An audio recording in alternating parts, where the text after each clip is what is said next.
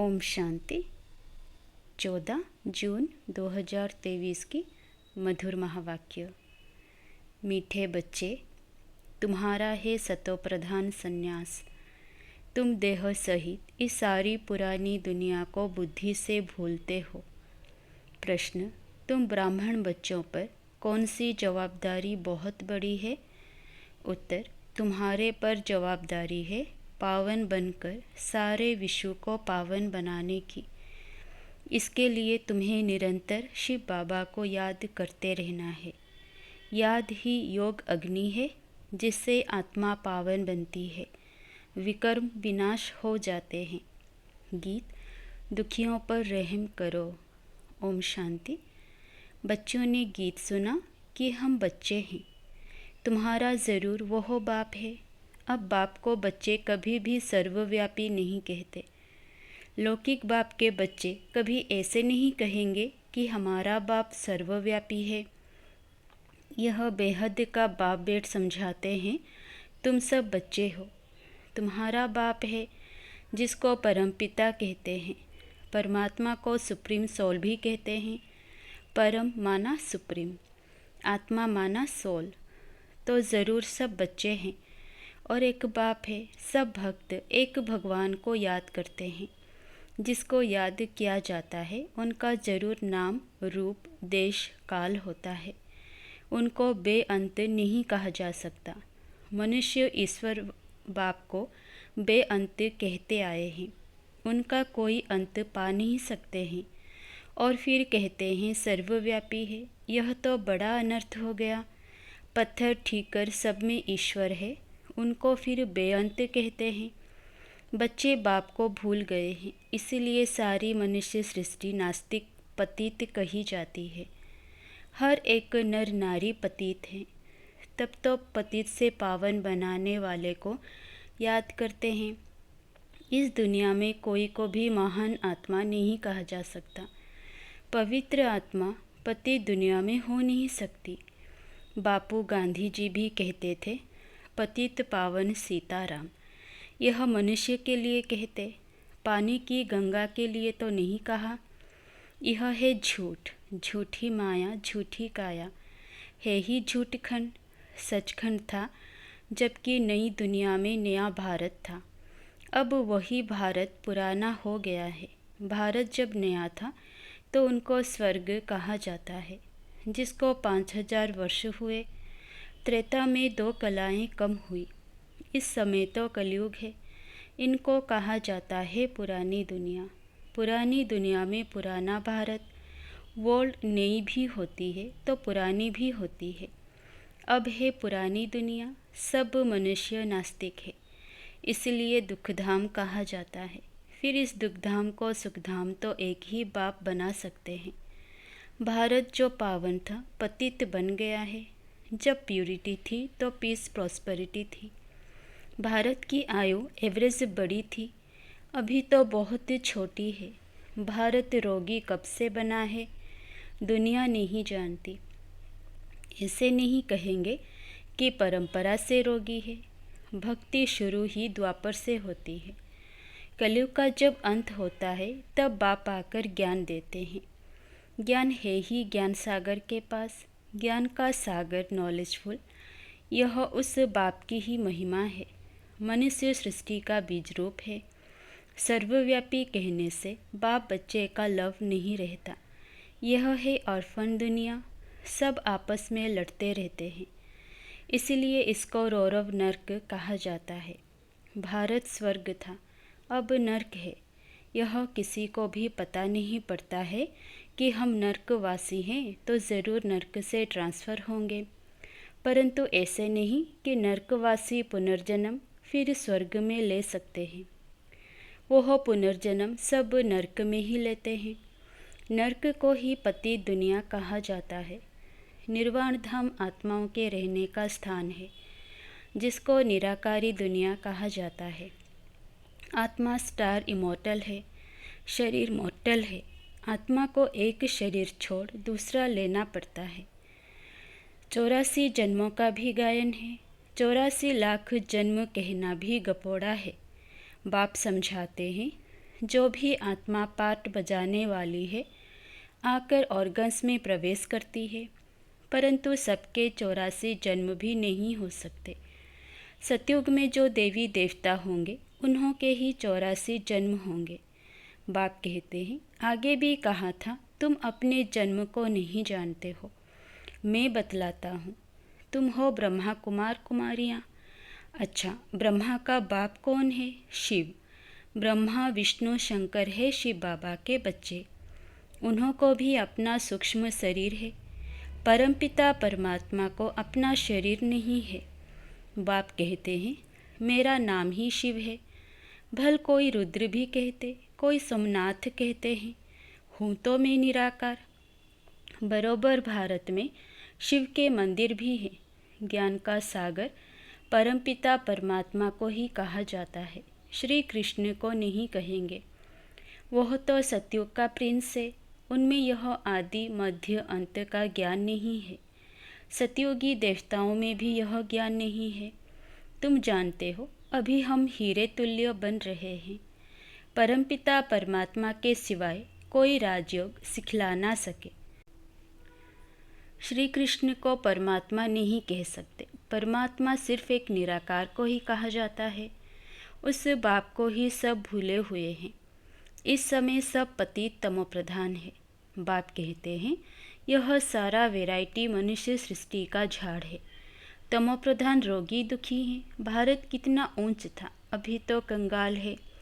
शास्त्रों में तो कल्प की आयु ही लाखों वर्ष लिख दी है। समझते हैं कलयुग को अभी 40,000 वर्ष से चलना है। बाप समझाते हैं, यह है घोर अंधियारा। अब ज्ञान सूर्य प्रगटा, अज्ञान अंधेर विनाश। बाप है ज्ञान सूर्य, वह आकर ज्ञान घोर अंधियारे, अज्ञान घोर अंधियारे को मिटाते हैं। अभी है ब्रह्मा की रात। सतयुग त्रेता को ब्रह्मा का दिन कहा जाता है। तो तुम हो ब्रह्मा कुमार कुमारियाँ, ब्रह्मा के बच्चे। ब्रह्मा तो विश्व अथवा स्वर्ग का रचयिता नहीं है।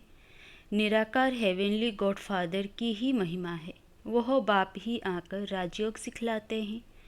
बाप कहते हैं, हे बच्चे, आत्माओं से बात करते हैं। आत्मा ही सब कुछ सुनती है, धारण करती है और संस्कार ले जाती है।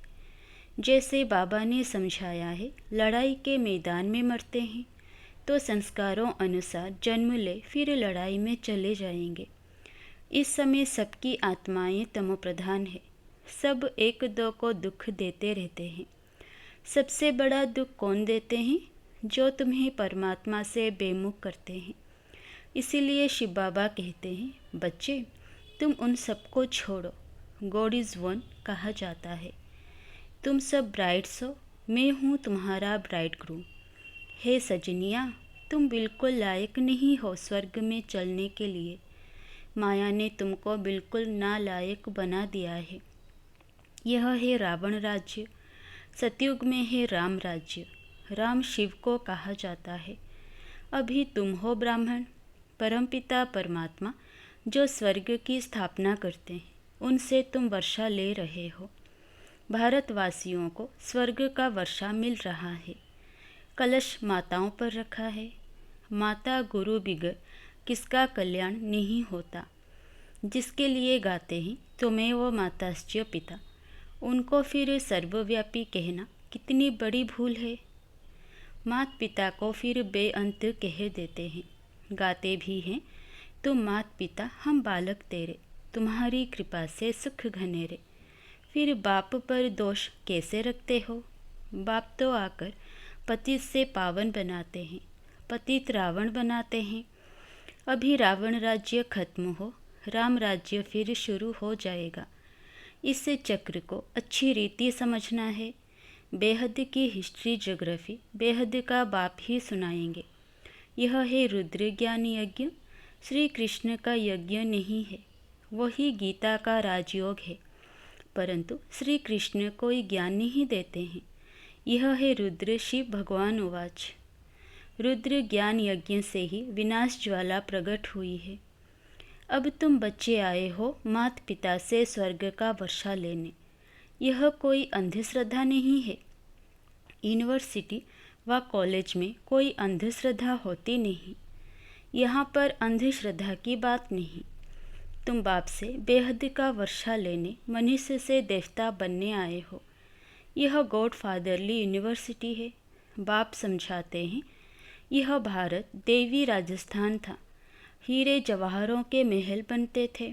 भक्ति मार्ग में भी सोमनाथ का मंदिर कितना बड़ा बनाया है। उनसे पहले क्या होगा? अभी तो भारत कंगाल है। फिर सिरताज बनाना बाप का ही काम है। अभी तुम बच्चे जानते हो, हम माता पिता के सम्मुख बैठे हैं और 21 जन्मों का सुख पा रहे हैं।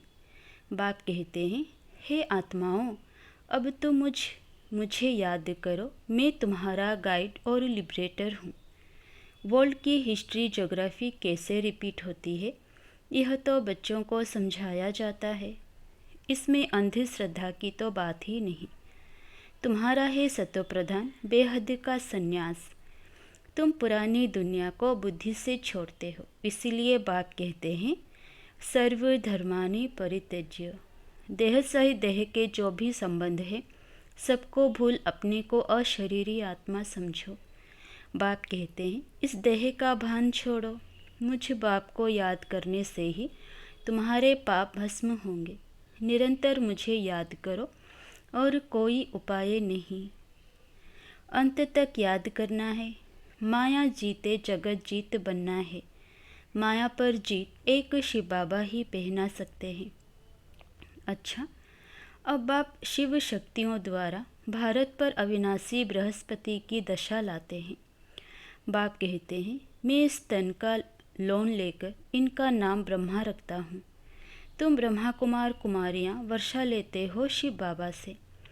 याद भी शिव बाबा को ही करना है। वह कहते हैं, मेरा नाम एक ही शिव है।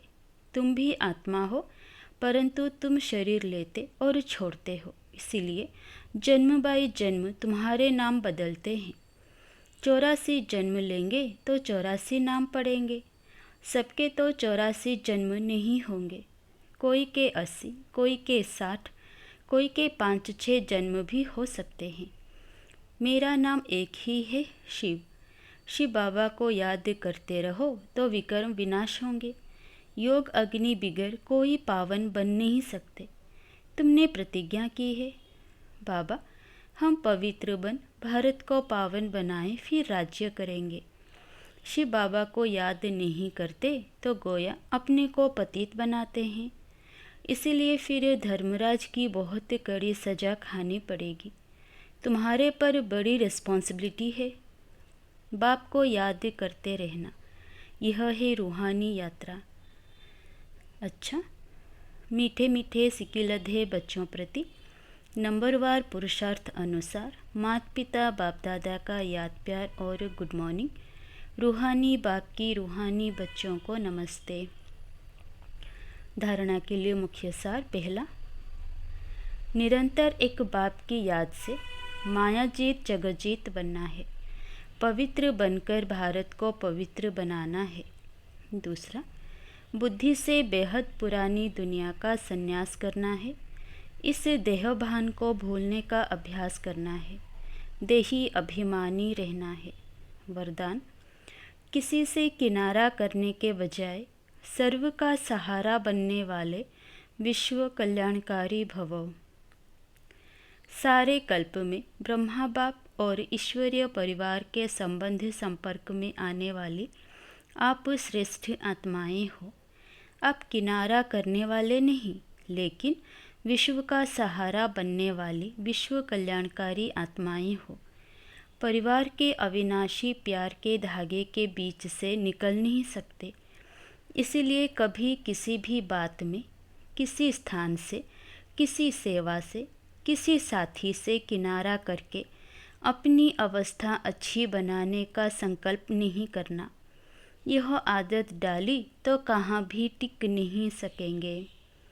श्लोगन, कर्म भोग का वर्णन करने के बजाय कर्म योग की स्थिति का वर्णन करो। मातेश्वरी जी के मधुर महावाक्य। ओम शब्द का यथार्थ अर्थ क्या है? जब हम ओम शांति शब्द कहते हैं तो पहले पहले ओम शब्द के अर्थ को पूर्ण रीति से समझना है। अगर कोई से पूछा जाए ओम का अर्थ क्या है, तो वो लोग ओम का अर्थ बहुत ही लंबा चौड़ा सुनाते हैं। ओम का अर्थ ओमकार बड़े चौड़े आवाज़ से सुनाते हैं। इस ओम पर फिर लंबा चौड़ा शास्त्र बना देते हैं, परंतु वास्तव में ओम का अर्थ कोई लंबा चौड़ा नहीं है। अपने को तो स्वयं परमात्मा ओम का अर्थ बहुत ही सरल और सहज अर्थ से समझाते हैं। वो भी अर्थ परमात्मा से मिलने के लिए ही समझाते हैं। परमात्मा साफ कहते हैं, बच्चे, ओम का अर्थ है मैं आत्मा हूँ, मेरा असली धर्म शांत स्वरूप है। अब इस ओम के अर्थ में उपस्थित रहना है। तो ओम का अर्थ मैं आत्मा परमात्मा की संतान हूँ। मुख्य बात यह हुई कि ओम के अर्थ में सिर्फ टिकना है, बाकी मुख से बैठ ओम ओम का उच्चारण नहीं करो। बुद्धि में यह निश्चय रखकर चलना है, ओम का जो अर्थ है उस स्वरूप में स्थित रहना है। बाकी वो लोग भल ओम का अर्थ लंबा सुनाते हैं, मगर उसके स्वरूप में स्थित नहीं रहते। परंतु हम तो ओम का स्वरूप जानते हैं, तब ही उस स्वरूप में स्थित होते हैं।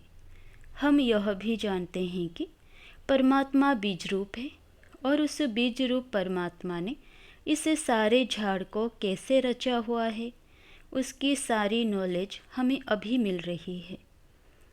अच्छा, ओम शांति।